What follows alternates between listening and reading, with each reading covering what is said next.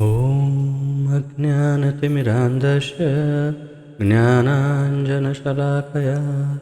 चक्षुरुन्मिलितं येन तस्मै श्रीगुरवे नमः। श्रीचैतन्यमनोभीष्टं स्थापितं येन भूतले स्वयं रूपकदा मह्यं ददाति स्वपदान्तिकं।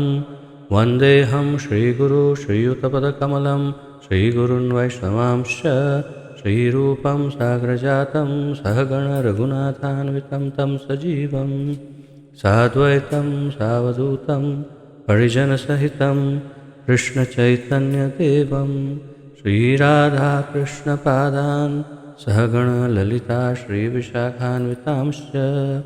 हे कृष्ण करुणा सिन्धो दीनबन्धो जगत्पते गोपेश गोपिकान्त राधाकान्त नमोऽस्तुते। तप्तकाञ्चन गौरांगी राधे वृन्दावनेश्वरी वृषभानुसुते देवी प्रणमामि हरिप्रिये। वाञ्छाकल्पतरुभ्यश्च कृपासिन्धुभ्य एव च पतितानां पावनेभ्यो वैष्णवेभ्यो नमो नमः। अनन्तकोटिवैष्णववृन्द की जय। नारायणं नमस्कृत्य नरं चैव नरोत्तमं देवीं सरस्वतीं व्यासं ततो जयमुदीरयेत्। शृण्वतां स्वकथा कृष्ण पुण्यश्रवणकीर्तनः हृद्यन्तस्थो ह्यभद्राणि विद्युनोति सहृत्सतां।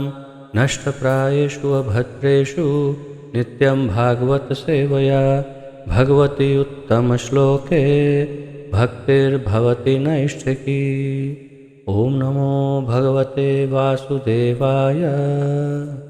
ॐ नमो भगवते वासुदेवाय। ॐ नमो भगवते वासुदेवाय। नमो विष्णुपादाय कृष्णप्रेष्ठाय भूतले श्रीमते जयपताका स्वामिन् इति नामिने। नमो आचार्यपादाय निताय कृपाप्रदायने गौरकथाधामदाय नगरग्रामतारिणे।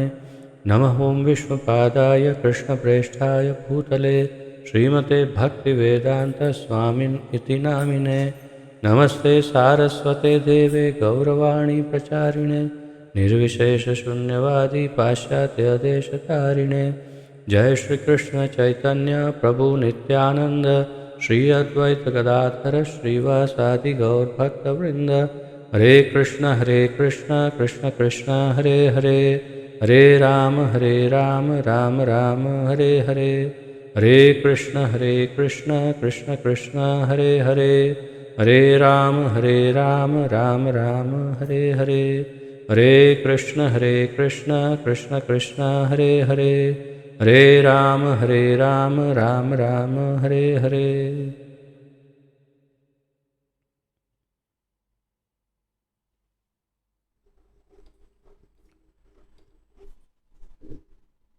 आप सबका बहुत बहुत स्वागत है आज के इस दिव्य सत्संग कार्यक्रम में, जिसके अंतर्गत हम सम्मिलित रूप से श्रीमद् भागवत महापुराण का अध्ययन कर रहे हैं, जिसका आलेखन हमारे इस्कॉन के संस्थापक आचार्य श्री श्रीमद् अभय चरणारविंद भक्तिवेदांत स्वामी श्रील प्रभुपाद जी ने किया है। श्रील प्रभुपाद की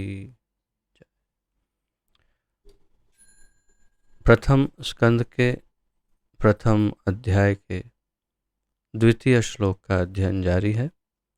आइए, जहाँ हम विराम लिए थे वहीं से प्रारंभ करते हैं, परंतु पहले एक अल्प पुनरावर्तन तथा फिर आगे बढ़ते हैं।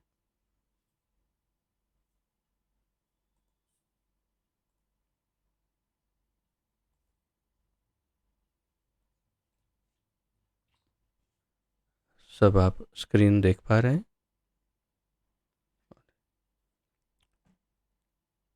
तो कल हमने इस श्लोक का अध्ययन प्रारंभ किया।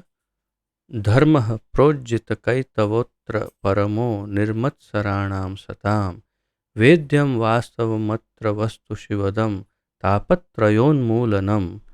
श्रीमद् भगवते महामुनिकृते किं वा श्रीमद्भागवते महामुनि कृते किं वा परैरीश्वरः सद्यो हृद्यवरुध्यतेऽत्र कृतिभिः शुश्रूषुभिस्तत्क्षणात्। इसका अनुवाद इस प्रकार है।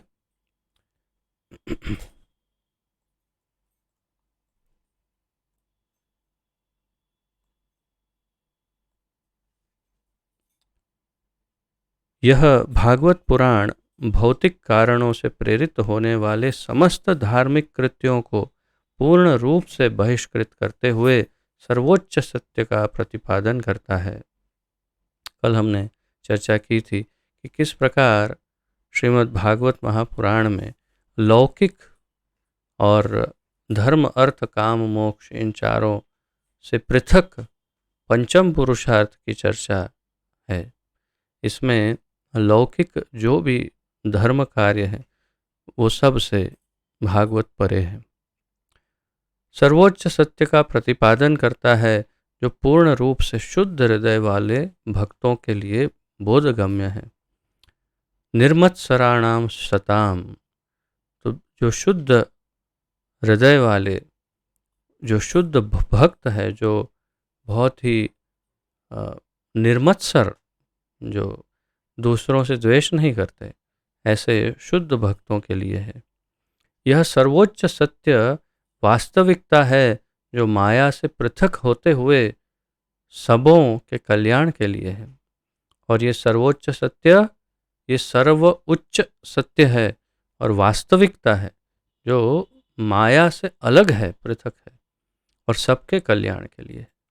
ऐसा सत्य तीनों प्रकार के संतापों को समूल नष्ट करने वाला है। और ये सत्य तापत्रय उन्मूलनम या विनाशनम, तो तापत्रय विनाशाय ये एक अन्य श्लोक है, परंतु तापत्रय उन्मूलनम, तो ये तीन प्रकार के तापों को हर लेता है या नाश करता है, जिसका हम आज थोड़ा और विस्तार से चर्चा उसकी देखेंगे हमारे तात्पर्य में।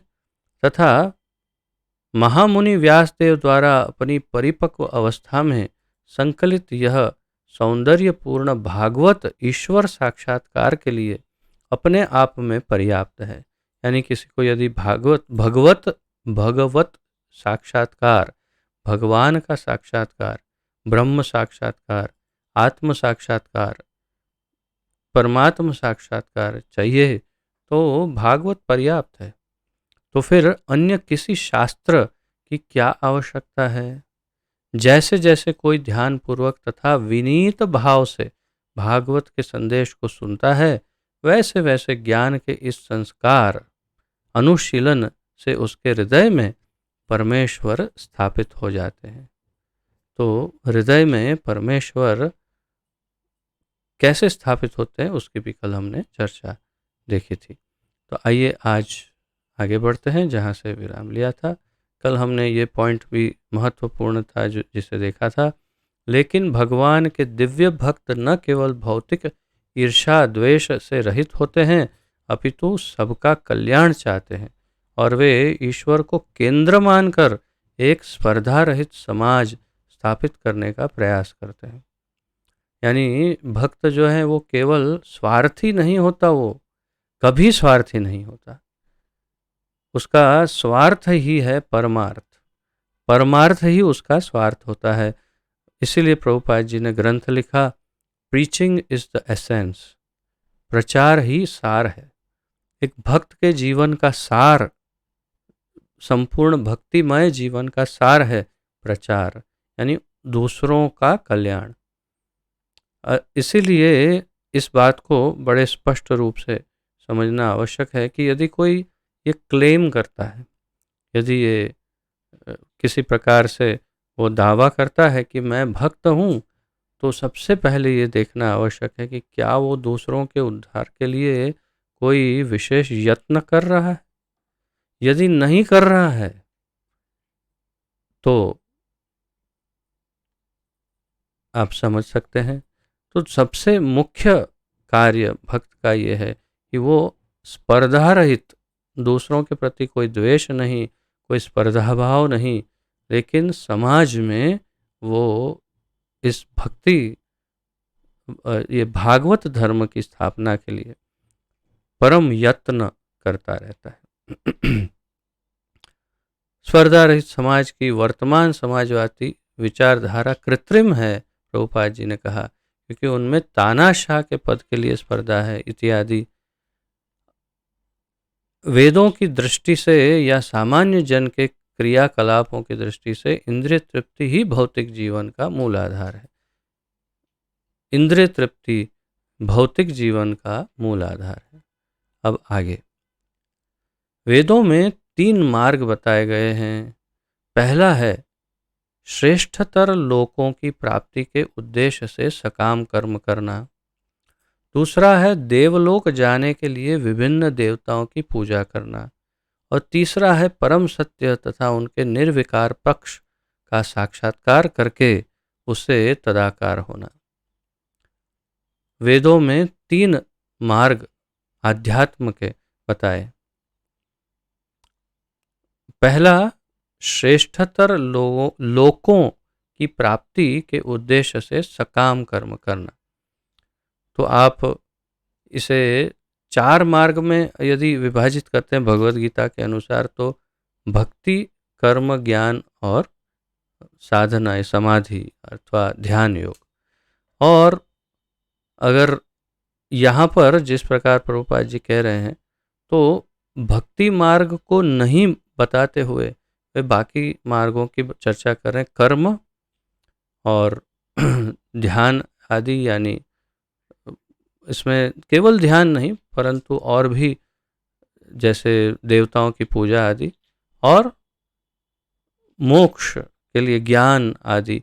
तो ये सब उसमें विशेष रूप से निर्विकार और क्षमा करिए, और जो निराकार भाव से भगवान में तदाकार होने के लिए जो यत्न करते हैं। तो इस चर्चा में इन तीनों में कहीं भी भक्ति का विशेष वर्णन नहीं है। और ये तीनों मार्गों को किस प्रकार समझाया है वेदों में, इसका यहाँ पर एक अत्यंत अल्प सारांश केवल 3 लाइन में प्रभुपाद जी दे रहे हैं। क्योंकि वेदों में तो लाखों श्लोक हैं, बहुत सारा ज्ञान दिया हुआ है। उसका सार ये 3 लाइन है कि श्रेष्ठतर लोकों की प्राप्ति के उद्देश्य से सकाम कर्म यानी कर्मयोग। तो कर्मयोग में मूल सिद्धांत या उद्देश्य रहता है ऐसे कर्म करना जिससे उच्च लोकों की प्राप्ति हो, जैसे स्वर्ग लोक आदि, और जहाँ पर हजारों वर्षों तक जीवात्मा बिना किसी तकलीफ के, जैसे यहाँ पर होती है ऐसी तकलीफें तो आ ब्रह्म भुवना लोका, ब्रह्मलोक से लेकर पाताल लोक तक तकलीफ तो है ही, परंतु यहाँ पर विशेष रूप से इतना तो अवश्य हम कह सकते हैं कि जैसे जैसे उच्चतर लोक में जाते हैं वैसे वैसे सामान्य तकलीफें काफ़ी कम होती है, और इससे विपरीत जैसे जैसे निम्न लोक में जाते हैं वैसे वैसे तकलीफें बढ़ती भी है। तो हमसे नीचे के जो लोक है, अतल वितल तलातल पाताल तक जो भी लोक हैं, उन लोकों में क्रम अनुसार तकलीफें और अधिक होंगी, और हमसे ऊपर के लोक में जितने भी हैं क्रम अनुसार उनमें तकलीफें कम होंगी। तो कोई पुण्य कर्म करता है तो मुख्य रूप से स्वर्ग लोक में जाके निवास करता है, वहाँ पर अपनी इंद्रियों को भरपूर वो तृप्त कर सकता है, और इसके लिए आवश्यक है पुण्य। तो वो ऐसे कर्म करता है, सकाम कर्म, सकाम कामना से भरपूर, कामना वाले कि मुझे मुझे चाहिए, मुझे मुझे मेरा क्या होगा, ऐसे सकाम कर्म करके वह श्रेष्ठतर लोकों की प्राप्ति करता है। दूसरे हैं देवलोक जाने के लिए विभिन्न देवताओं की पूजा करना। अच्छा, इससे थोड़े श्रेष्ठ ऐसे लोग हैं जो केवल इंद्रिय तृप्ति नहीं परंतु किसी देवता का भजन करके, भक्ति करके उनके लोक में जाकर उनके साथ निवास करना चाहते हैं। और ये कोई ऐसे एक प्रकार से कोई इसमें दोष नहीं है, परंतु ये भौतिक है, क्योंकि देवता भगवान नहीं है। लेकिन फिर भी अगर किसी की स्वाभाविक रूप से ऐसी भक्ति हो, जैसे श्रीमद् भगवद गीता के 7वें अध्याय में भगवान 20, 21, 22 और 23 इन श्लोकों में, तथा 9वें अध्याय के 21 और 23वें श्लोक में, मेरे ख्याल से या तो 23 और 25 ऐसा कुछ, उसमें देवताओं का वर्णन भगवद गीता में करते हैं भगवान। उसमें 7वें अध्याय के 23वें श्लोक में मेरे ख्याल से बताते हैं कि जो जिनकी भक्ति करना, यो यो याम याम तनुम भक्तम भक्तिम श्रद्धयार्चितुम इच्छति इत्यादि। तो जो जो जिस जिस देवता की भक्ति करने की इच्छा करता है, उसको मैं उसके हृदय में, क्योंकि परमात्मा रूप में तो साक्षात भगवान हमारे हृदय में है, हमारे हृदय से ही वो उसकी श्रद्धा उस देवता के लिए प्रबल कर देते हैं और बीच में से निकल जाते हैं, यानी कि वो उस देवता की अच्छे से भक्ति कर सकता है। तो उदाहरण, यदि कोई गणेश जी का भक्त हो और गणेश जी के पास जाना चाहता हो, तो विशेष कुछ ऐसी पूजाएं, ऐसा अनुष्ठान आदि करके वो उनके लोक में जा सकता है। तो वो सकाम कर्मी से थोड़ा ऊपर की अवस्था में है। और तीसरी है परम सत्य तथा उनके निर्विकार पक्ष का साक्षात्कार करके उससे तदाकार होना, यानी कि मोक्ष, यानी सायुज्य मुक्ति। जो मुक्तियां हैं, सारूप्य, सामीप्य, सालोक्य, साष्टी और सायुज्य, पांचवी मुक्ति सायुज्य। सायुज्य यानी मोक्ष, अर्थात भगवान की ब्रह्म ज्योति में मिक्स हो जाना। प्रायः भक्ति मार्गी को छोड़ करके अन्य किसी मार्गी को इसका कोई ज्ञान ही नहीं, ऐसा कह सकते हैं कि कितनी मुक्तियां होती है और सायुज्य मुक्ति का वास्तविक अर्थ क्या है, वो प्रायः अन्य मार्गी जानते नहीं और शायद भगवान उनको बताना चाहते नहीं, क्योंकि जब वो उस टारगेट को सेट कर चुका है कि मुझे मोक्ष चाहिए। तो मैं कई बार ये बता चुका हूँ मेरे पूर्व लेक्चरों में कि एक व्यक्ति ने मुझे कहा, प्रणाम किया और आशीर्वाद मांगा कि मुझे मोक्ष मिल जाए, ऐसा आशीर्वाद दीजिए। तो मेरे मुख से ये निकल गया कि अगर मेरे भाग्य में मेरे पास मोक्ष हो तो लो, मेरा मोक्ष मैं आपको प्रदान करता हूँ। तो भक्त के लिए मोक्ष से छूटना, अगर कोई उसके वसीयत में मोक्ष लिख जाए और उसको यदि मोक्ष मिल जाए दान में या किसी तरह, तो वो उससे पीछा छुड़ाना चाहता है। एक भक्त वो मोक्ष नहीं चाहता, और ये बाकी अन्य सारे वो मोक्ष के पीछे क्या कुछ नहीं करना चाहते, परंतु जानते ही नहीं कि मोक्ष है क्या।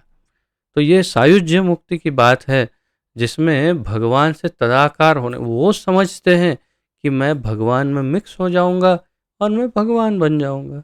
या तो जानते ही नहीं, अधिक से अधिक तो जानते ही नहीं। जैसे जिन्होंने मुझसे आशीर्वाद मांगा मोक्ष का, मैं लिखकर गारंटी देता हूँ कि इन्हें पता ही नहीं है कि मोक्ष क्या होता है। ओके, अब दूसरी कैटेगरी है कि उन्हें ये पता होता है कि भगवान में तदाकार हो जाएंगे और हम भगवान बन जाएंगे, परंतु वास्तविकता क्या है हमें शास्त्र बताते हैं। मोक्ष का अर्थ है भगवान की के शरीर का जो तेज है, जिसे ब्रह्म ज्योति कहते हैं, उस ब्रह्म ज्योति में, जिसे ब्रह्म भी कहा जाता है, उसमें जीवात्मा जाकर के फ्रीज हो जाता है।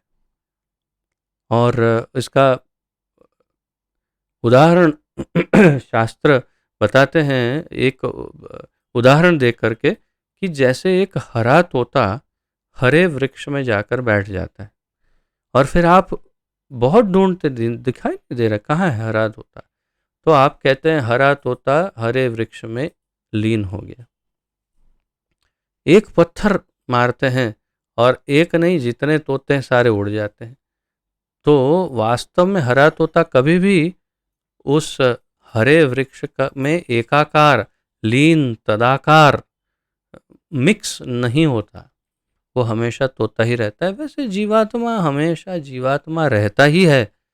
वो कभी भी परमात्मा या भगवान या उनमें मिक्स हो करके एक तत्व घुल मिल जाए, ऐसा नहीं होता। और अगर होता हो तो उसमें मज़ा क्या है? क्या आप अपने कष्टों से पीछा छुड़ाने के लिए मोक्ष चाहते हैं? तो उससे बेटर और ऑप्शंस हैं आपके पास। आपके पास दूसरे अच्छे पर्याय है जो आप जिसका चयन कर सकते हैं। इसके पीछे मत पड़िए। दूसरे हैं सामीप्य मुक्ति, सालोक्य मुक्ति, सार्ष्टि, अ, और इस प्रकार। इसमें होता क्या है, आप भगवान के साथ रहते हैं, आप भगवान के समीप रहते हैं, भगवान की विविध प्रकार की लीलाओं में उनके हमेशा हमेशा के लिए साथ में रहते हैं। तो फिर उसे क्यों चयन नहीं करते? आप अपना व्यक्तित्व खोने का प्रयास क्यों कर रहे हैं, या तो व्यक्तित्व खोना क्यों चाहते हैं? दुखों की वजह से तो वैकुंठ चले जाओ। वैकुंठ में, वैकुंठ जहाँ कुंठा नहीं, तकलीफ नहीं, कष्ट नहीं, वहाँ पर जाने से प्रॉब्लम नहीं पीछे पड़ेंगे और आप आराम से रहेंगे भगवान की सेवा करते हुए, भगवान के साथ आनंदमय जीवन। परंतु ये ज्ञान इन लोगों को नहीं होता जिसके कारण वे मोक्ष के पीछे पड़े रहते हैं। और अगर हम इतिहास को देखें, अगर शास्त्रों को खोले, तो जितने भगवान के अवतारों ने जितने भी असुर थे, उन सभी को प्रायः 99% असुरों को मोक्ष ही प्रदान किया। तो थोड़ी बुद्धि का प्रयोग करें, सामान्य बुद्धि, और लॉजिक से देखें तो समझ जाएंगे सामान्य बुद्धि से कि जो अनवांटेड जीव हैं, यानी कि जिनकी आवश्यकता नहीं है इस सृष्टि में, जो किसी न किसी प्रकार से अड़चन रूप है भगवान की लीला में, उन सभी को भगवान ने मोक्ष दे दिया। मोक्ष दे दिया अर्थात फ्रीज कर दिया। उस जैसे आपका डीप फ्रीज में आप कुछ रखते हैं, पानी आदि, और फिर वो उसी अवस्था में एकदम जकड़ जाता है, बस हिलता हिलता नहीं, डुलता नहीं। तो आपको भी इस तरह फ्रीज कर दिया जाएगा। और फिर आप तो क्यों चाहते हो ऐसा नहीं करना? और उसका अर्थ ये भी है कि नए कल्प में ये सारे फ्रीज वालों को बाहर निकाला जाता है, फिर एक चांस दिया जाता है, चलो अब सुधर जाओ, तो फिर आपको हो सकता है मुक्ति मिले। और नहीं सुधरते फिर फ्रीज कर देते हैं।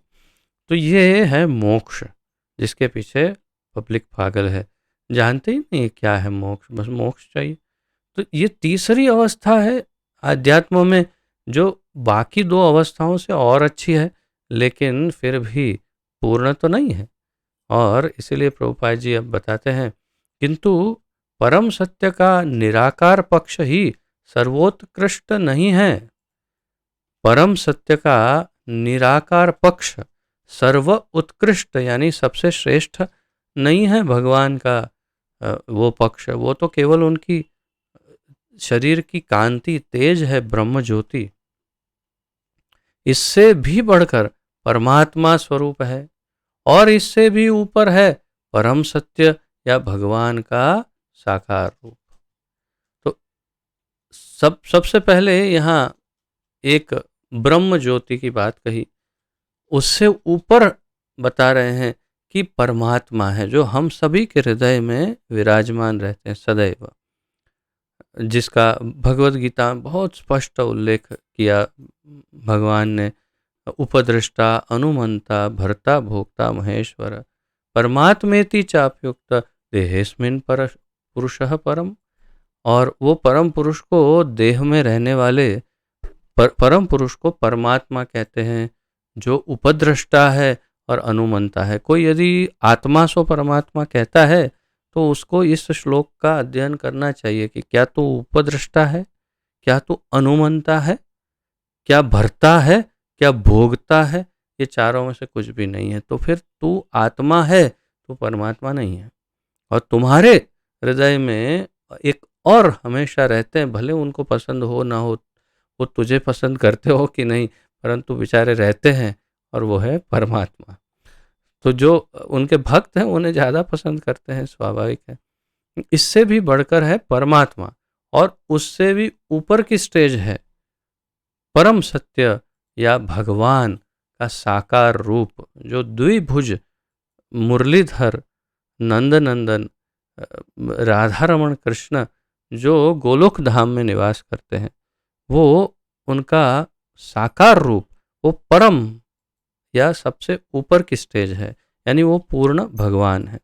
इसका उल्लेख श्रीमद् भागवत के प्रथम स्कंद के द्वितीय अध्याय में 11वें श्लोक में भी हुआ है, 1.2.11। उसमें भी कहा गया है, वदन्ति तत्तत्त्वविदस्तत्त्वं यज्ञानम अद्वयम ब्रह्मेति परमात्मेति भगवान इति शब्द्यते। यानी कि जो विद्वान हैं, जो ज्ञानी हैं, ज्ञानी जन और विद्वान जन इस परम तत्व को तीन प्रकार से उसका क्या कहते हैं, साक्षात्कार करते हैं तथा स्टेज वाइज उसको प्राप्त करते हैं। और उसमें प्रथम स्टेज है, प्रथम अवस्था, प्रथम स्तर है ब्रह्म, निराकार निर्गुण अव्यक्त सर्वव्यापी ब्रह्म। उससे ऊपर की स्टेज है परमात्मा, उससे ऊपर की स्टेज है भगवान। तो ब्रह्मेति परमात्मेति भगवान इति शब्दते। श्रीमद् भागवत परम सत्य के साकार स्वरूप के विषय में जानकारी प्रदान करता है। तो श्रीमद् भागवत में परम सत्य के साकार रूप का के विषय में जानकारी देने का विषय मुख्य है, अर्थात कि ये लास्ट फाइनल या टॉप मोस्ट स्टेज जो है आध्यात्म की, उसकी चर्चा श्रीमद् भागवत में है। पहले दो स्टेजेस की चर्चा वेदों में, वेदांत यानी वेदों के जो अन्य शाखाएं जो भी है, उपनिषद है या कोई दूसरे पुराण आदि है, उसमें कहीं ना कहीं दूसरे स्टेजेस की चर्चा हो सकती है, परंतु श्रीमद् भागवत में विशुद्ध रूप से परम सत्य की फाइनल स्टेज जो है, जो साकार भगवान है, उस स्टेज की चर्चा की है। और इसीलिए अल्पज्ञानी लोग, विमूढ़ आत्मा यानी कम बुद्धिशाली लोग ऐसा मान लेते हैं कि अच्छा ये तो स्टोरी है, इसमें तो कथाएं हैं और ये निम्न कोटि के लिए। उल्टी बात है भाई, ये टॉप मोस्ट स्टेज के लिए श्रीमद् भागवत है। यह समस्त निर्विशेषवादी साहित्य तथा वेदों के ज्ञानकांड विभाग से श्रेष्ठ है। अब जो तीन मार्ग हैं, उन मार्गों के अन्य तीन मार्ग भक्ति से अलग उन तीनों मार्गों के साथ तुलना कर रहे हैं प्रभुपाद जी और कह रहे हैं यह समस्त निर्विशेषवादी साहित्य, जो निर्विशेषवादी साहित्य है और वेदों के जो ज्ञान कांड का जो विभाग है, उससे श्रेष्ठ है भागवत। तो ये पहला चरण, यह कर्मकांड विभाग तथा उपासना कांड विभाग से भी उच्चतर है। तो ये कर्म कांड, ज्ञान कांड से या ज्ञान मार्ग से श्रेष्ठ, कर्म कांड या कर्म मार्ग जो है उससे, कर्म योग उससे श्रेष्ठ, और उपासना कांड ध्यान योग से भी श्रेष्ठ है, क्योंकि यह पूर्ण पुरुषोत्तम भगवान श्री कृष्ण की पूजा या उनकी भक्ति का निर्देश करता है। क्यों? क्योंकि यह परम भगवान, व्यक्ति भगवान के साथ हमारा व्यक्तिगत संबंध स्थापित करता है तथा उनकी पूजा, उनकी अर्चना, उनकी भक्ति आदि का पूर्ण वर्णन इस श्रीमद् भागवत में है। और इसीलिए यह ज्ञान कांड, कर्म कांड तथा उपासना कांड से उत्तम स्थिति पर है। कर्म कांड में और अधिक इंद्रिय तृप्ति के लिए स्वर्ग जाने की स्पर्धा चलती है। और इसे थोड़ा और विस्तार से भी समझा रहे हैं प्रभुपाद जी कि कर्म कांड में क्या है, तो उसमें इंद्रिय तृप्ति की स्पर्धा, यानी ये अच्छे कर्म करो, ये करो, वो करो, और हम पहुंच जाएंगे स्वर्ग। तो स्वर्ग, मूल रूप से स्वर्ग लोकों में जाकर निवास करने की स्पर्धा। इसी प्रकार ज्ञान कांड तथा उपासना कांड में भी स्पर्धा चलती है, उसमें भी कंपटीशन है, ज्ञान कांड और उपासना कांड में भी। श्रीमद् भागवत इन सबों से श्रेष्ठ है क्योंकि इसका लक्ष्य परम सत्य है, जो इन समस्त विभागों का मूल है। सत्यम परम धीमहि, परम सत्य की बात करता है श्रीमद् भागवत, पहले ही श्लोक से प्रारंभ करता है। और श्रीमद् भागवत इन सभी कांडों से, ज्ञान, ध्यान, उपासना, ये कर्म इत्यादि, इन सभी से श्रेष्ठ है क्योंकि इसका लक्ष्य परम सत्य है, टॉप मोस्ट। तो ज़्यादातर हम सब हमेशा टॉप में ही रहना चाहते हैं, नहीं? हम अपने आप को देखेंगे तो पाएंगे कि हम सबसे श्रेष्ठ ही प्राप्त करना चाहते हैं, कोई भी सेकंड प्राप्त नहीं करना चाहते। कभी भी आप कोई क्लास में भी कोई सेकंड नंबर पे आता है, उसका चेहरा देखेंगे तो इतना प्रसन्न नहीं होगा जितना वो फर्स्ट रैंक वाले का होगा। फर्स्ट रैंक वाले को पता है मेरे से ऊपर अब कोई नहीं। सेकंड रैंक वाला जानता है कि मैं बाकी सारे क्लास से ऊपर हूँ, लेकिन एक मेरे ऊपर है, इसलिए थोड़ा दुखी रहता है। तो हम हमेशा टॉप में जाना चाहते हैं। तो ये लो आपके लिए अब एकदम टॉप मोस्ट अवस्था प्रदान कर रहा है श्रीमद् भागवत महापुराण। और इसीलिए बाकी सबों से श्रेष्ठ जो होना चाहता है उनके लिए भी श्रीमद् भागवत है। और क्या चाहिए? अगर हाँ श्रेष्ठ नहीं चाहिए तो नीचे जा सकते हैं, कोई आपत्ति किसी को नहीं है, आप चाहो जिसमें जा सकते हैं। और एक बात यहाँ कही कि इन समस्त विभागों का मूल भक्ति योग, भागवत धर्म या श्रीमद् भागवत का ये जो ज्ञान है वो बाकी सभी कांडों का मूल है। श्रीमद् भागवत से मूल तत्व तथा श्रेणियां दोनों जाने जा सकते हैं। श्रीमद् भागवत से दो चीज़ें प्राप्त होती है। एक तो मूल तत्व क्या है, यानी भगवान कौन है, क्या है, उसका तत्व क्या है, और वो क्या वो व्यक्ति है या अव्यक्त है, और अगर व्यक्ति है तो कहाँ रहता है, उसका नाम क्या है, उसकी क्रियाएं क्या है, वो संपूर्ण वर्णन श्रीमद् भागवत में प्राप्त होगा। मूल तत्व तथा श्रेणियां दोनों जाने जा सकते हैं, यानी कितनी श्रेणियां हैं, कितने लेवल हैं, कितने स्टेजेस, कितने स्तर हैं आध्यात्म में और परम तत्व को प्राप्त करने के लिए, और क्या कुछ, वो सभी कुछ इसमें समझाया जाएगा।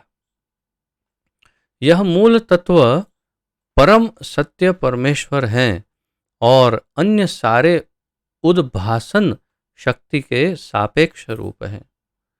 अर्थात ये मूल तत्व जो है वो परम तत्व, परम सत्य परमेश्वर है। तो मूल तत्व क्या है? परम भगवान, भगवान या परमेश्वर, ईश्वर नहीं परमेश्वर, ब्रह्म नहीं परब्रह्म, सत्य नहीं परम सत्य।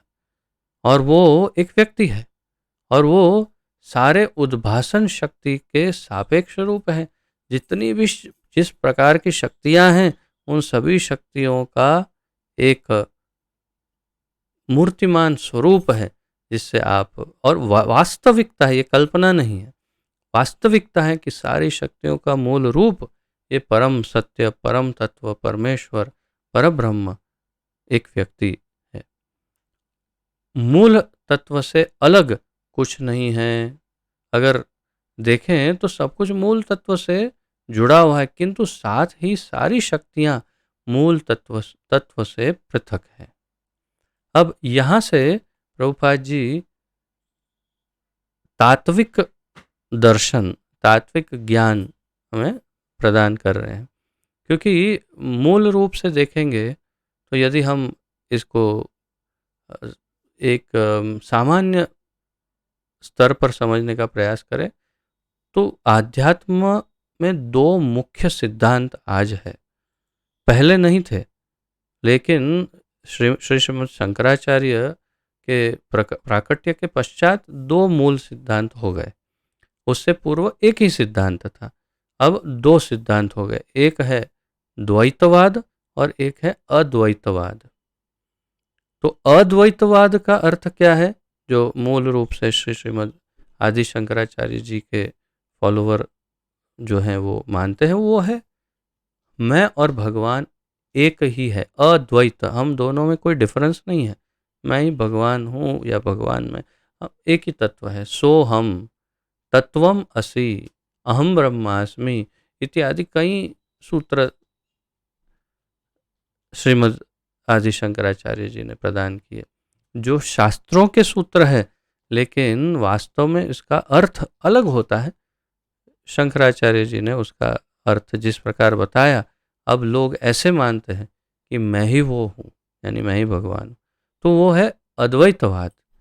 और दूसरा जो है द्वैतवाद, यानी भक्ति मार्ग वास्तव में, या शुद्ध ज्ञान का मार्ग, जिसमें बिल्कुल स्पष्ट और शुद्ध मूल ज्ञान जो शास्त्रों में है वो जिसमें मिलता है, वो है द्वैतवाद, अर्थात मैं और भगवान अलग है।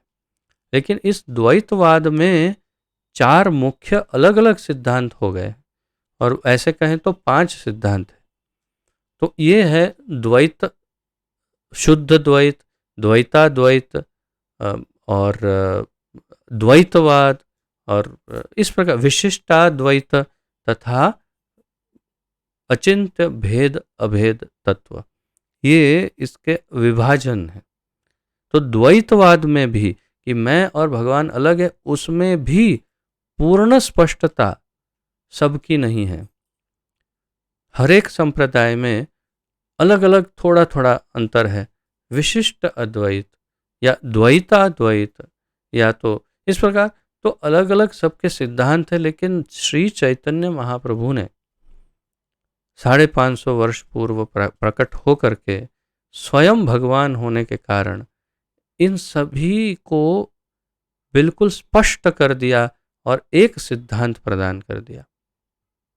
जो इस सिद्धांत को समझता है वो उस परम सत्य को एकदम स्पष्ट रूप से समझता है, और उस सिद्धांत का नाम दिया अचिंत्य भेद अभेद तत्व, मुख्य रूप से भेदाभेद तत्व। तो भेद और अभेद, तो इसी को प्रभुपाद जी यहाँ समझा रहे हैं।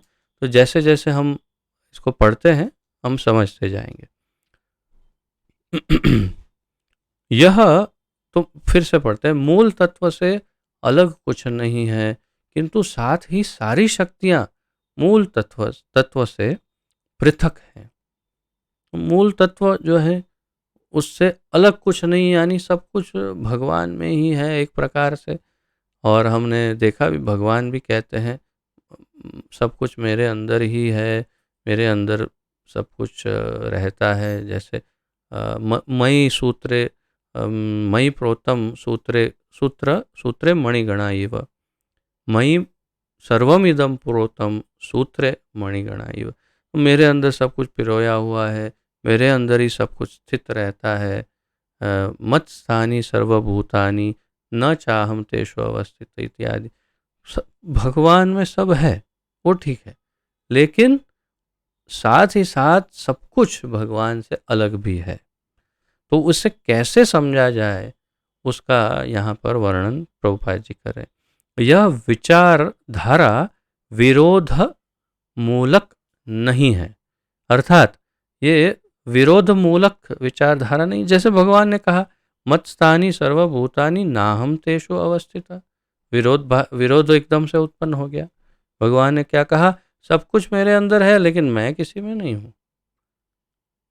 अब दूसरी जगह कहते हैं मैं कण कण में हूँ, मैं अणु अणु में हूँ, मैं सबके हृदय में परमात्मा रूप में भी हूँ।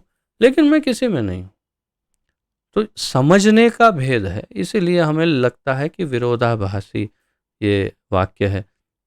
तो प्रभुपाद जी यही कह रहे हैं कि इसमें भी कोई विरोधाभास नहीं है, विरोध मूलक विचारधारा नहीं है, ये एकदम स्पष्ट है, समझने का अंतर है और ये समझाएंगे श्रील प्रभुपाद जी। श्रीमद् भागवत वेदांत सूत्र के इस एक तथा अनेक युगपत दर्शन यानी भेदाभेदवाद को स्पष्ट रूप से घोषित करता है, जो जन्माद्यस्य सूत्र से प्रारंभ होता है। तो श्रीमद् भागवत वेदांत सूत्र के एक तथा अनेक युगपत दर्शन यानी कि एक ही समय में एक होना भगवान के साथ तथा साथ साथ भगवान से अलग भी होना, उसका जो ज्ञान है वो प्रदान करता है श्रीमद् भागवत।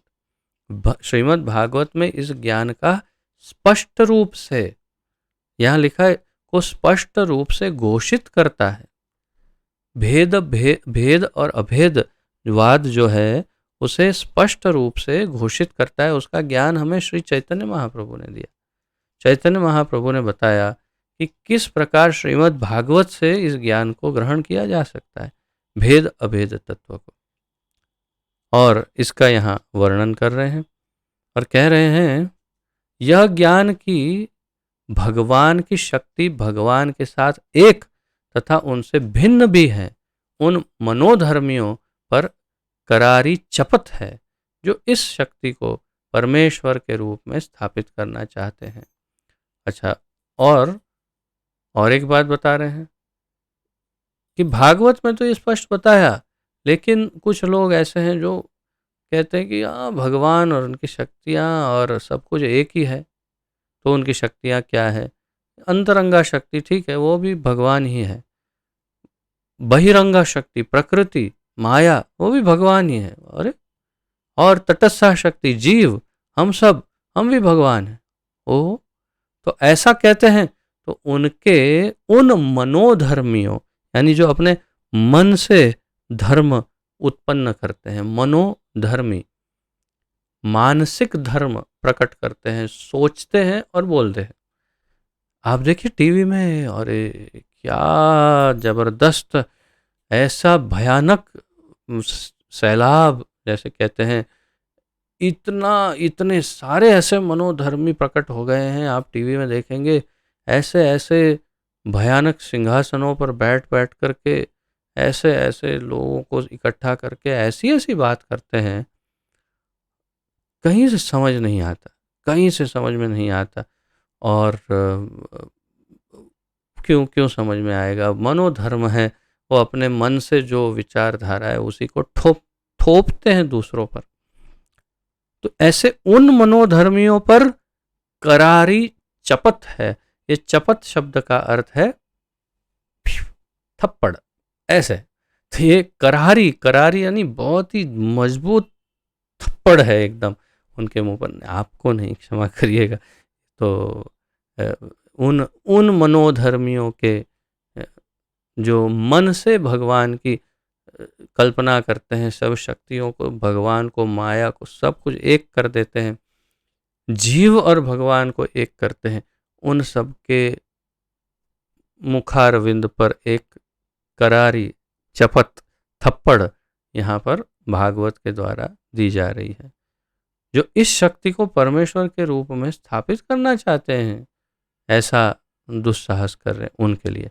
जब यह ज्ञान वास्तविक रूप से समझ में आ जाता है तो अद्वैतवाद तथा द्वैतवाद की धारणा अपूर्ण लगने लगती है। जब इस बात का ज्ञान हो जाएगा तब समझ में आएगा कि अद्वैतवाद द्वैतवाद दोनों धारणा अपूर्ण है।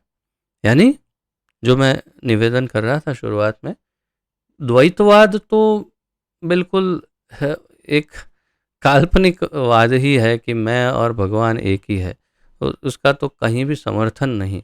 केवल उन सूत्रों को अलग ढंग से प्रस्तुत किया, इसलिए अर्थ का अनर्थ हो गया।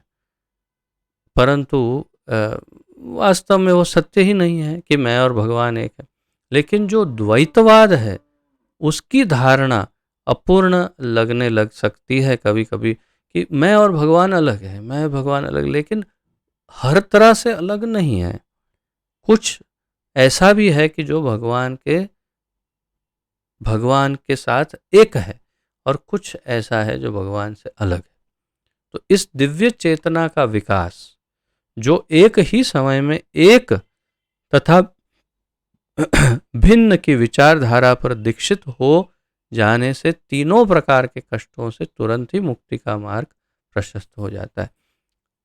लेकिन यहाँ समझा नहीं रहे प्रभुपाद जी, परंतु कह रहे हैं इस दिव्य चेतना का विकास कि जो एक ही समय में एक तथा भिन्न की विचारधारा पर दीक्षित हो, यानी अचिंत्य भेद अभेद तत्व के की विचारधारा पर जो स्थापित हो, उस चेतना के द्वारा तीनों तापों से तापत्रय उन्मूलनम, तो उससे हम मुक्ति प्राप्त कर सकते हैं। कौन सी विचारधारा से? अचिंत्य भेद अभेद। तो ये क्या है? एक ही समय में एक तथा अलग। हम एक ही समय में भगवान से एक भी हैं, लेकिन भगवान से अलग भी हैं। तो इसे कैसे समझा जाए? थोड़ी सी चर्चा करते हैं, क्योंकि कुछ भक्त नए हैं जो शायद नहीं जानते हो। तो जैसे उसका 3 उदाहरण दिए हैं इसके श्री चैतन्य महाप्रभु ने समझाने के लिए। एक तो उदाहरण दिया समुद्र का। इतना विशाल समुद्र है, उसमें से आप कुछ बूंदें हाथ में ले लीजिए, अपनी हथेली में, उसको आप लेबोरेटरी में टेस्ट करिए, और आप समुद्र के जल को कहीं से भी लेकर के लेबोरेटरी में टेस्ट करेंगे तो दोनों सेम टू सेम ही निकलेंगे, एक ही तत्व, क्योंकि उसी समुद्र का तो जल है। तो आपके हाथ में, अंजुली में, हथेली में जो जल है वो और आपके पूरे समुद्र का जल एक ही है। तत्व में कोई भेद नहीं, लेकिन उस समुद्र के अंदर बड़े बड़े जहाज, बड़ी बड़ी व्हेल मछलियाँ, अन्य कितने सारे जीव उसमें रहते हैं। आपकी अंजलि में, हथेली में जो जल है, उस जल में कुछ नहीं रहता है। 2 4 8 10 कुछ बैक्टीरिया, वायरस, कुछ जीव छोटे मोटे रहते हो सकते हैं, लेकिन इसमें बड़े व्हेल मछलियाँ, जहाज कुछ नहीं आएगा। तत्व तो एक ही है, वही तत्व है, सेम टू सेम है, लेकिन ये क्या अंतर है? तो अंतर है मात्रा का। ये एक उदाहरण है कि समुद्र वही तत्व होते हुए भी बहुत ही विशाल है, और हमारे हाथ में जल वही है, परंतु बहुत ही अल्प मात्रा में। वैसे ही सूर्य और सूर्य की किरणें, सूर्य इतना विशाल है, उसकी किरणों में वैसी ही शक्ति या वही तत्व पाया जाता है, परंतु वो किरण सूर्य नहीं है। सूर्य से अलग होते ही या इससे पृथक होते ही वो अलग हो जाती है। वैसे ही अग्नि और उसकी अगन शिखाएं या उसकी ज्वालाएं, उसमें से जो एक शिखा उसमें से उत्पन्न होती है अग्नि की, और उसके अंदर और अग्नि में, तत्व में कोई भेद नहीं, सेम तत्व है, परंतु वो धीरे से एक स्पार्क या एक तिन, क्या कहते हैं, नहीं, तो एक अगन शिखा, वो शुद्ध हिंदी है। तो एक अग्नि का एक तत्व उसमें से निकल आया और बाहर गया, और थोड़ी देर ऐसे अग्नि की तरह बाहर घूमा, और फिर शांत हो गया। शांत होकर के खाक, राख बन कर के, भस्म बनकर जमीन पर गिर गया। अग्नि नहीं रहा। तो तत्व तो वही था, अग्नि तो जल ही रही है, अग्नि के अंदर तो बहुत ऊर्जा है, परंतु उससे अलग हुआ वो जो तत्व था, शिखा, भले वो ही था, लेकिन अलग होते ही उसका पूरा सब कुछ बदल गया और भस्म होकर कहीं खो गया। तो यही भेद है हम में और भगवान में, हम सब तत्व एक ही है, यानी भगवान का मूल तत्व सत चितानंदमय है और हमारा भी जीवात्मा का तत्व सत चितानंदमय है। परंतु हम भगवान के इतने क्षुद्र अंश हैं कि समुद्र और कुछ बूंदों की तरह, सूर्य और उसकी कुछ किरणों की तरह, अग्नि और उसकी कुछ अगन शिखाओं की तरह हम बिल्कुल तुच्छ, बिल्कुल नगण्य हैं। और इसलिए उनसे जैसे ही अलग होते हैं हम दुख, तकलीफें और इस भव सागर में माया के अंतर्गत आके फंस जाते हैं। मूल रूप से ये भेद हैं दोनों में। तो इस बात को हमें स्पष्ट रूप से समझना होगा। इसी को कहते हैं अचिंत्य भेद तथा अभेद तत्व। भेद भेद है, हम हमारी मात्रा में बहुत बड़ा अंतर है। अभेद क्या है? दोनों तत्व एक ही है।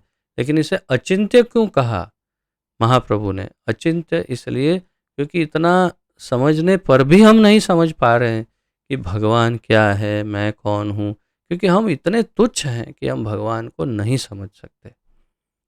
ये सारांश है इसका। तो जो यहाँ पर प्रभुपाद जी ने बताया, जो एक ही समय में एक तथा भिन्न की विचारधारा पर दीक्षित हो जाने से तीनों प्रकार के कष्टों से तुरंत ही मुक्ति का मार्ग प्रशस्त हो जाता है, वो इस दिव्य चेतना के विकास पर आधारित है। और ये तीन प्रकार के कष्ट हैं। एक, मन तथा शरीर से उत्पन्न दुख। दो, अन्य जीवों द्वारा पहुंचाए गए दुख। तथा तीन, प्राकृतिक विपदाओं से उत्पन्न दुख जिन पर किसी का वश नहीं होता। अब इसे समझे थोड़ा विस्तार से।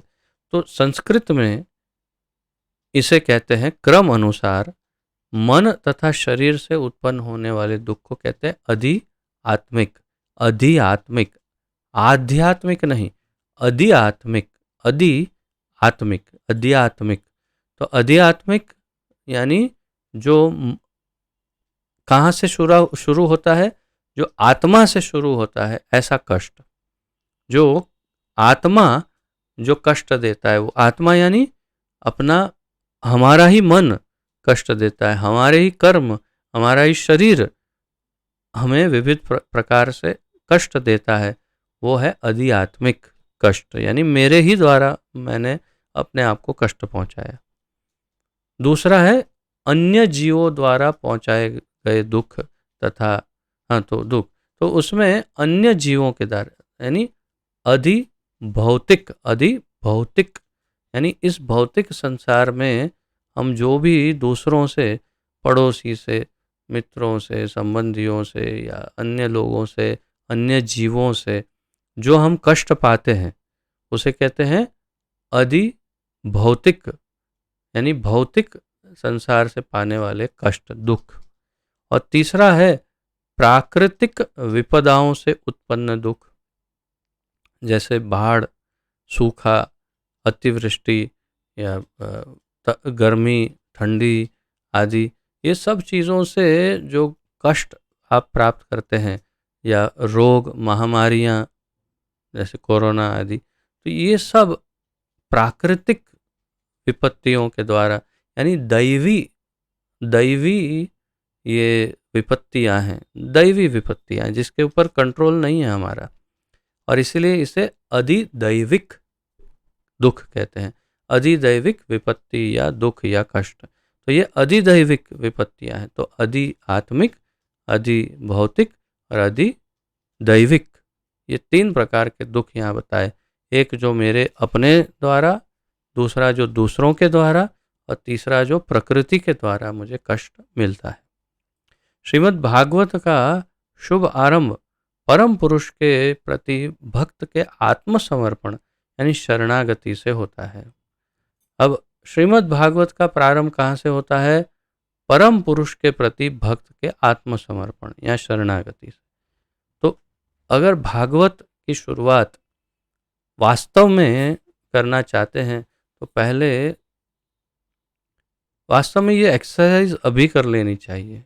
इस क्लास के दौरान ही आंख बंद करके ठाकुर जी को हाथ जोड़ करके प्रार्थना करनी चाहिए कि हे ठाकुर जी, मैं आपको, हे कृष्ण, हे भगवान, हे परब्रह्म परमेश्वर, हे परम सत्य, हे परम तत्व, मैं अब से, इस क्षण से, हमेशा हमेशा के लिए आपका हूँ या आपकी हूँ, तथा मैं आपकी शरण में हूँ, मैं आपकी शरण में हूँ, मैं आपकी शरण में हूँ।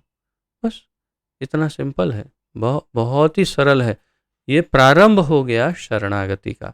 फिर कैसे और आगे शरणागति के क्या क्या नियम आदि है, वो सब धीरे धीरे अपने आप समझ में आएंगे, लेकिन भगवान रजिस्टर इस तरह कर लेंगे। आप इतना बोल देंगे तो भगवान नोट कर लेंगे। बस एक बार उनकी डायरी में आ गया तो चिंता नहीं।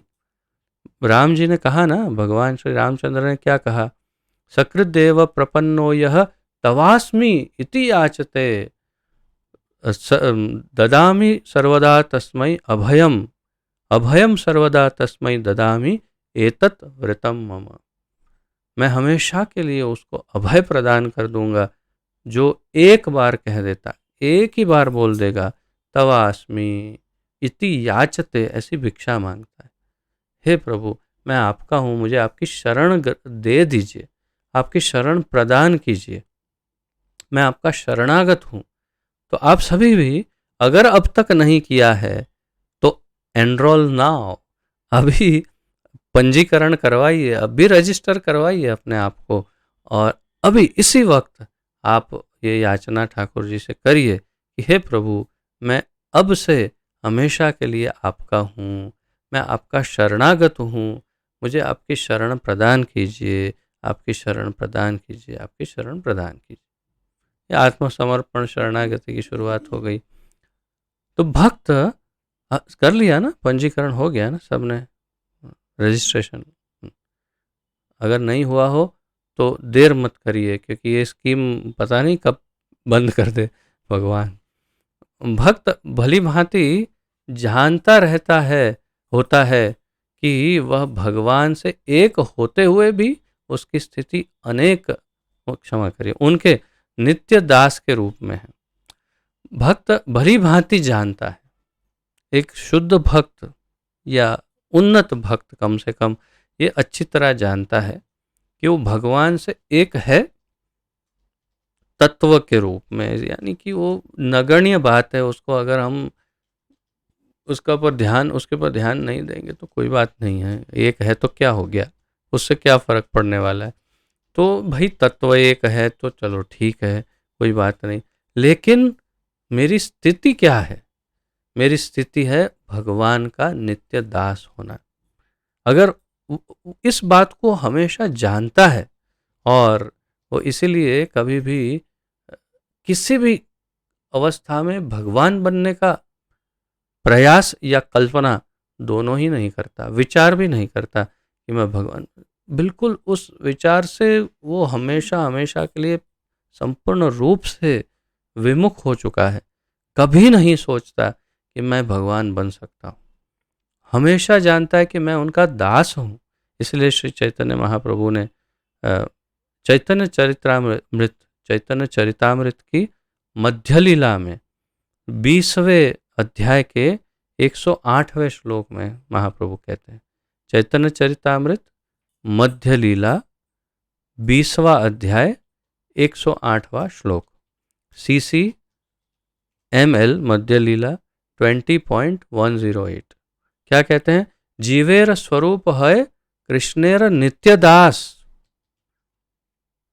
कृष्णेर तटस्था शक्ति भेदा भेद प्रकाश। जीवेर स्वरूप है कृष्णेर नित्य दास, जीव का मूल स्वभाव, मूल तत्व, मूल स्वरूप क्या है जीव का, जीव का स्वरूप है नित्य कृष्णेर दास, भगवान कृष्ण का हमेशा दास होना, ये एक जीव का मूल तत्व है, उसका स्वरूप है। इससे अगर अलग होना चाहता है जीव तो वो मूर्ख है, क्योंकि उसका ये तत्व ही है, उसका उसकी अवस्था ही है, उसकी पोजीशन ही है कि वो भगवान का दास है और उसे भगवान की सेवा करनी ही है। तो जैसे हम कल चर्चा कर रहे थे कि अगर आप 4 भाग के जीव गिने तो उसमें से 3 भाग जो है वो हमेशा भगवान की सेवा में वैकुंठ में रहते हैं, जिन्हें नित्य सिद्ध जीव कहते हैं, जो नित्य भगवान की सेवा में रहते हैं।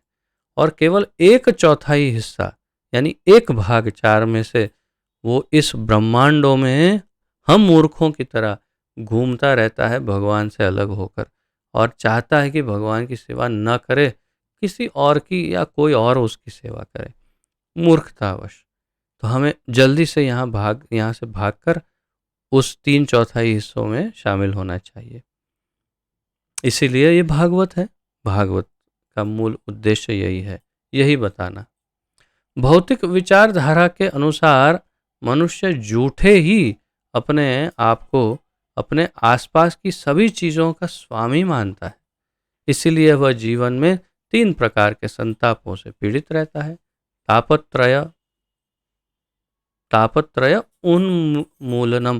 तो इसका उन्मूलनम यानी नाश कैसे होगा? इस विचारधारा की मुक्ति से। भौतिक विचारधारा क्या प्रदान करती है? मनुष्य को झूठे ही अपने आसपास जो भी है उसका स्वामी मनवाती है। ये मेरे कंट्रोल में, ये मेरे कंट्रोल, ये व्यक्ति मेरे कंट्रोल में, ये सब मेरे कंट्रोल में। हा हा हा हा। ईश्वरो हम अहम भोगी इत्यादि रावण का सूत्र। तो मैं ही बलवान हूँ, मैं ही सुखी हूँ, मैं ही ईश्वर हूँ, मैं ही भोगी हूँ, ये मनवाने का कार्य करती है भौतिक विचारधारा। और सब कुछ उसके स्वामित्व में है ऐसा मनवाती है। इसलिए वह जीवन में 3 प्रकार के ताप संतापों से पीड़ित रहता है, और इसीलिए तीनों प्रकार के संताप उसे सताते हैं। किंतु ज्यों ही उसे नित्य दास रूप में अपनी इस वास्तविक स्थिति का पता चल जाता है, तो वह तुरंत इन सभी कष्टों से मुक्त हो जाता है। जैसे ही वो समझ जाता है जीवेर स्वरूप है कृष्णेर नित्य दास, तो वो इन तीनों तापों से मुक्त हो जाता है।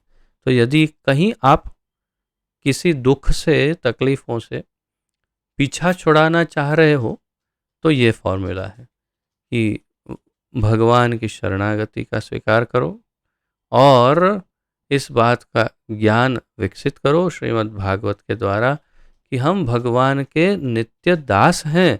हर अवस्था में हमें भगवान की सेवा ही करनी है।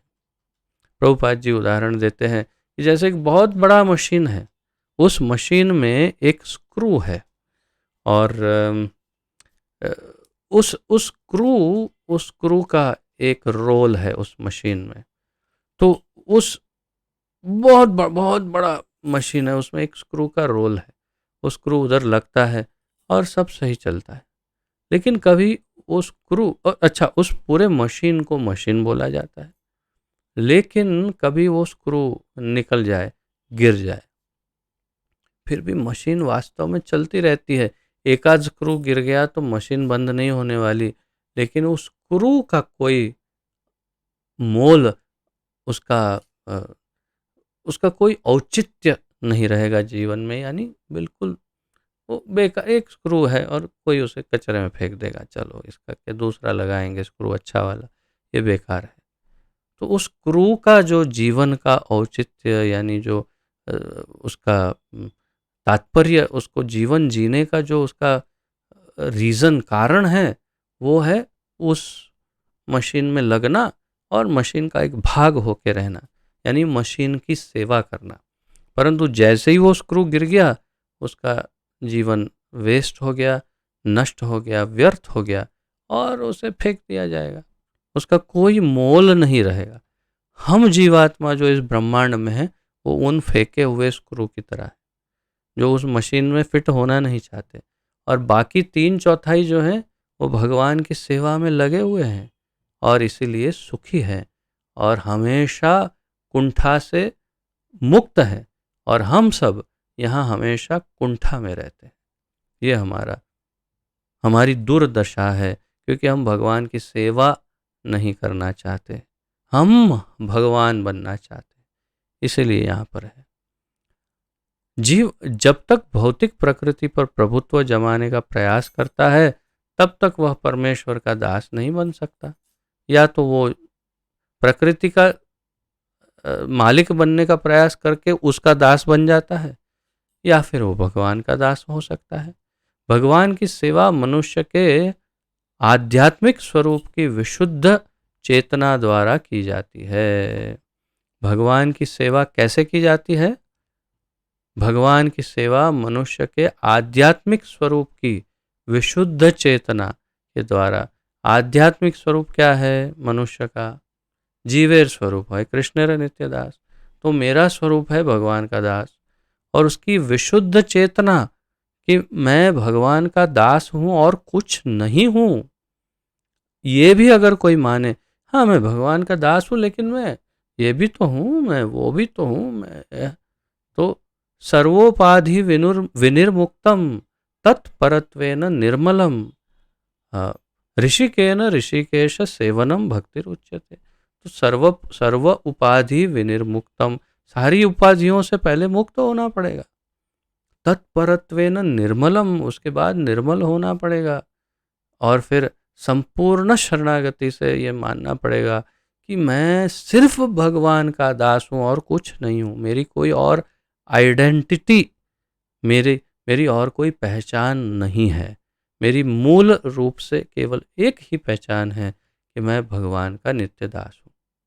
अगर इस बात को समझ लेता है जीव, तब फिर वो उस अवस्था में स्थित हो जाता है जो सर्वोच्च अवस्था है।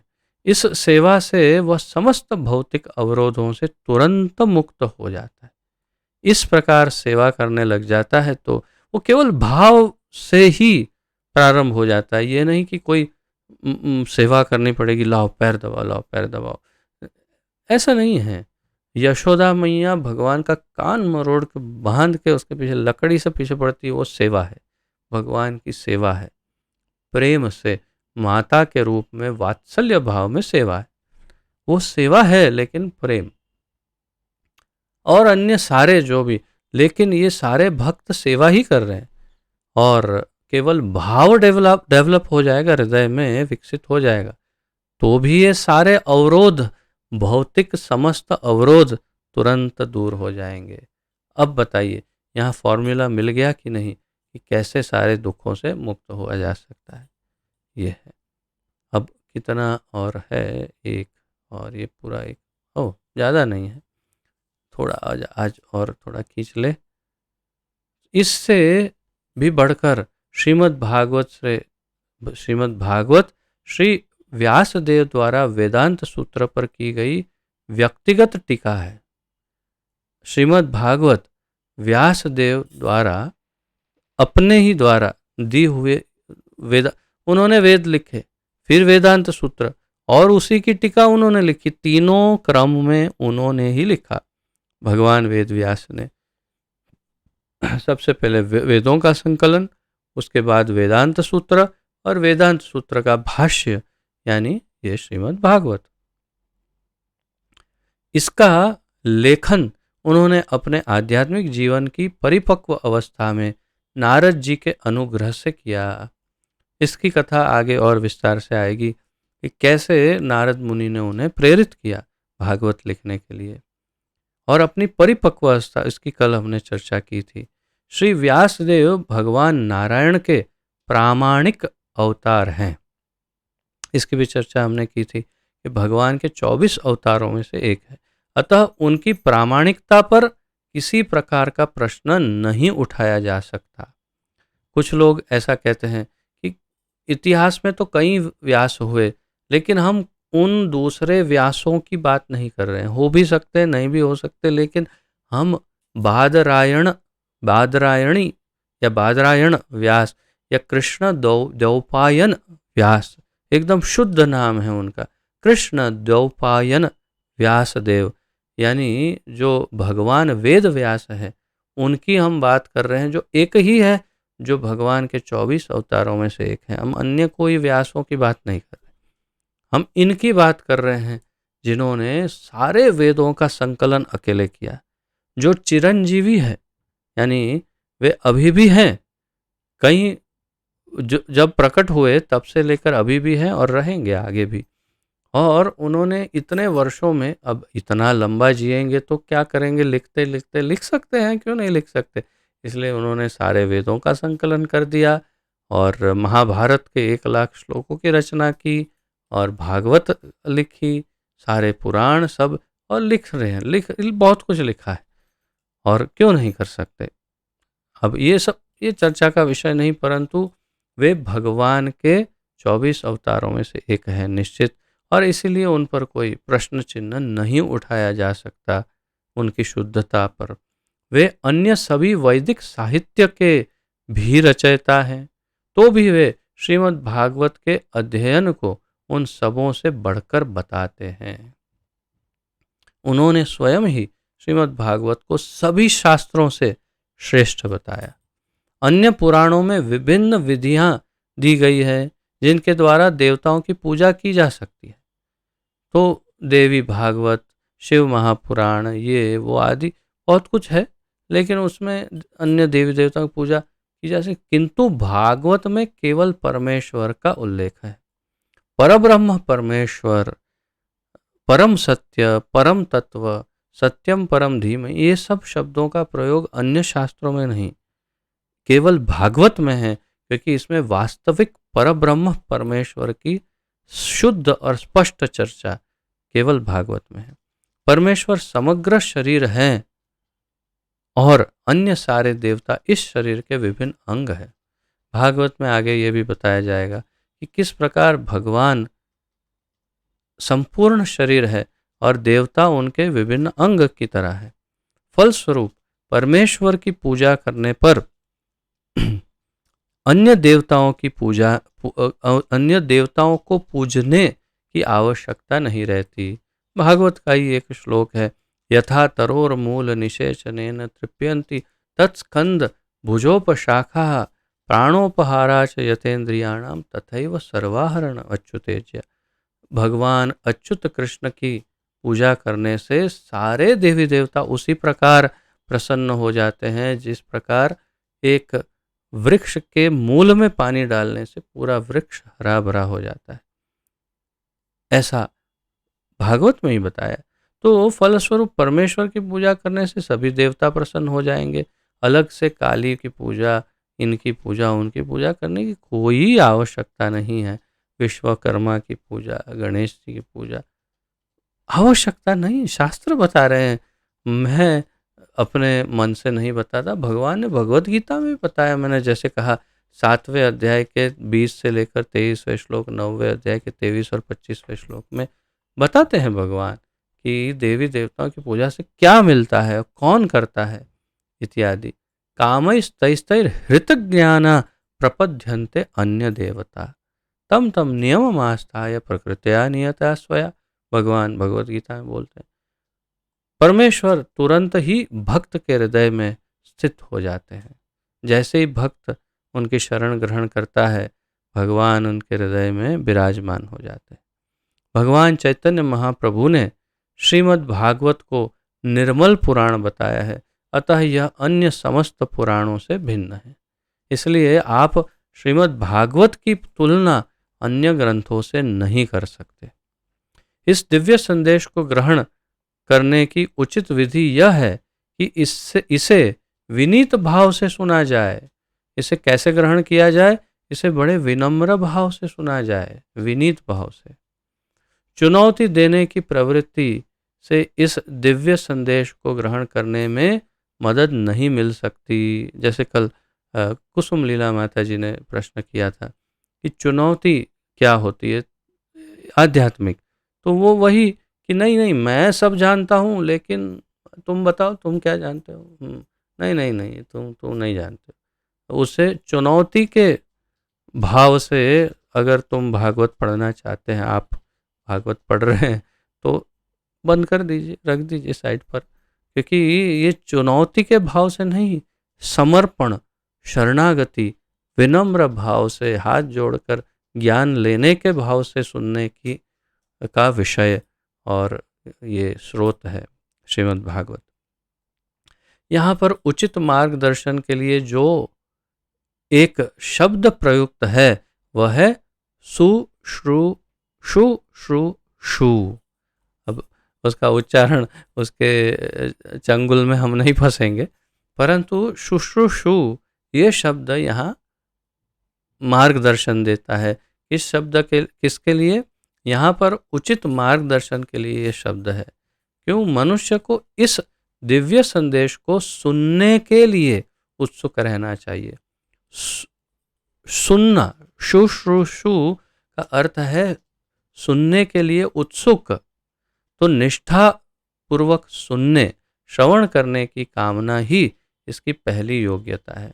अगर कोई निष्ठा से, श्रद्धा से इसे सुनने के लिए तत्पर होता है तो ये योग्य माना जाता है भागवत को ग्रहण करने के लिए। तो भागवत ग्रहण करने की योग्यता श्रद्धा पूर्वक सुनने की तैयारी है। एकदम ध्यान से सुनना चाहिए और शरणागत भाव से। कम भाग्यशाली व्यक्ति इस श्रीमद् भागवत को सुनने में बिल्कुल रुचि नहीं दिखाते। जो दुर्भाग्यशाली हैं वो भागवत को, जैसे मैं था एक समय, मैंने जैसे कल बताया कि मैं शुरुआत में ऐसा समझता था कि वो तो ये तो केवल स्त्रियों के लिए है, जो अनपढ़ स्त्रियां हैं घर में बैठी रहती है उनके टाइम पास के लिए भागवत, ऐसा मैं पूर्व में समझता था। तो ऐसे कम भाग्यशाली, दुर्भाग्यशाली मुझ जैसे व्यक्ति श्रीमद् भागवत को सुनने में बिल्कुल रुचि नहीं दिखाते। इसकी विधि सरल है किंतु इसे व्यवहार में लाना कठिन है। विधि तो बड़ी सरल है भागवत की, लेकिन व्यवहार में लाना कठिन है। भाग्यहीन व्यक्तियों को व्यर्थ सामाजिक तथा राजनीतिक बातें सुनने के लिए पर्याप्त समय मिल जाता है। भाग्यहीन व्यक्ति जो हैं उनको व्हाट्सएप, फेसबुक, ये वो सब के लिए बहुत समय मिल जाता है और सामाजिक राजनीतिक समाचार सुनना, ये वो न्यूज़, ये सब के लिए बहुत समय मिलता है। किंतु जब उन्हें भक्तों की सभा में श्रीमद् भागवत सुनने के लिए आमंत्रित किया जाता है तो वे सहसा अन्य मनस्क हो उठते हैं। अगर उन्हें कहा जाए आइए आज आप भागवत कथा के लिए पधारिए, अरे नहीं आज तो मुझे बहुत काम है, आज तो बहुत ये है वो है, फिर कभी आएंगे, कभी समय मिलेगा तो आएंगे, समय नहीं मिलता है ना। बहुत अच्छा बेटा, ऐसे बहुत टाइम पास का समय मिलता है जबकि पूरा तेरा जीवन ही टाइम पास है। लेकिन जब हम आपके उद्धार के लिए, आपके कल्याण के लिए, आपके दुखों को समूल नष्ट करवाने के लिए कोई उपाय दिखा रहे हैं तो आप अन्य मनस्क, यानी कि बिल्कुल नहीं नहीं नहीं, मुझे कुछ इसमें मज़ा नहीं आएगा, कहीं और ध्यान देना, उसे अन्य मनस्क कहते हैं। तो ऐसे हो जाते हैं। क्यों? क्योंकि उनके हृदय में श्रद्धा ही नहीं है, बिल्कुल श्रद्धाहीन व्यक्ति है ये। इसीलिए कभी कभी भागवत के व्यवसायी कथावाचक सहसा भगवान की गुह्य लीलाओं में पहुंच जाते हैं और उनकी व्याख्या यौन अश्लील साहित्य के रूप में करते हैं। वो ये भी, ऐसे भी कोई दुराचारी असुर पशु रहते हैं जो भागवत कथा करते हैं और भगवान की लीलाओं, गुह्य लीलाओं की चर्चा करते हैं, बिल्कुल एक अश्लील साहित्य की तरह उन लीलाओं की चर्चा करने लगते हैं। ऐसे असुरों की तो क्या बात करें। श्रीमद् भागवत तो प्रारंभ से सुनने के लिए निर्मित है। भागवत सुनना है डायरेक्ट दसम स्कंद में नहीं, स्टेप बाय स्टेप हमेशा जाना चाहिए प्रथम स्कंद से। जो लोग इस ग्रंथ को आत्मसात कर सकते हैं उनका उल्लेख इस श्लोक में है। जो आत्मसात कर सकते हैं भागवत को, उनका उल्लेख है। कोई व्यक्ति अनेक पुण्य कर्मों के बाद श्रीमद् भागवत सुनने के योग्य बन पाता है। तो इस श्लोक में बताया है कि कोई व्यक्ति अनंत पुण्य कर्म जब अर्जित करता है तब वो भागवत सुनने के योग्य बन पाता है। महामुनि व्यासदेव बुद्धिमान एवं विचारवान व्यक्तियों को आश्वासन देते हैं कि श्रीमद् भागवत का श्रवण करने से उन्हें भगवान का प्रत्यक्ष साक्षात्कार हो सकता है। अब इसे महत्वपूर्ण तो कहना ही चाहिए। महामुनि व्यासदेव बुद्धिमान एवं विचारवान व्यक्तियों को, बुद्धिमान विचारवान व्यक्ति, आप विचारवान हैं? कभी आंख बंद करके विचार करते हैं कि ये सब क्या है भाई? क्या आप बुद्धिमान हैं? तो ऐसे विचारवान और बुद्धिमान व्यक्तियों को आश्वासन देते हैं कि श्रीमद् भागवत का श्रवण करने से उन्हें भगवान का प्रत्यक्ष साक्षात्कार हो सकता है। यदि कोई भगवान का साक्षात्कार करना चाहता है, भगवद साक्षात्कार, भगवान का दर्शन करना चाहता है, तो इससे श्रीमद् भागवत से हो सकता है। वेदों में वर्णित साक्षात्कार की विभिन्न अवस्थाओं को पार किए बिना ही इस संदेश को ग्रहण करने के लिए सहमत होने मात्र से मानव परमहंस पद को तुरंत प्राप्त कर सकता है। और प्रभुपाद जी इसमें एक और विशिष्ट अलंकार, एक गहना उसे इससे सुशोभित कर रहे हैं इस विचार को कि वेदों में साक्षात्कार के अलग अलग अवस्थाएं और सब स्तर बताएं, लेकिन उन सभी स्तरों को एक ही क्षण में पार करके जो भागवत के, श्रीमद् भागवत की शरण में हैं और भगवान को, जो भगवान का साक्षात्कार जिसे हो जाता है भागवत की शरण में, वो इन सभी स्तरों को पार करके सीधा परमहंस पद यानी टॉप मोस्ट पद, आध्यात्मिक जीवन का सबसे उच्चतम पद, परमहंस पद को तुरंत प्राप्त कर सकता है। ये भी बड़ा महत्वपूर्ण ही वाक्य है, हम इसे भी अवश्य मार्क करेंगे। तो इस प्रकार यहाँ पर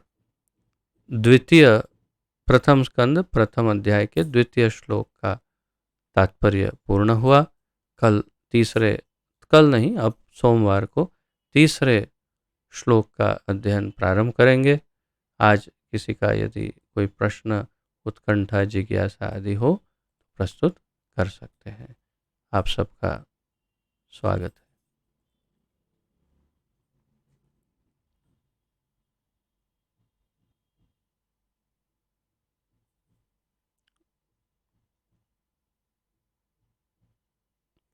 किसी का कोई प्रश्न, उत्कंठा, जिज्ञासा?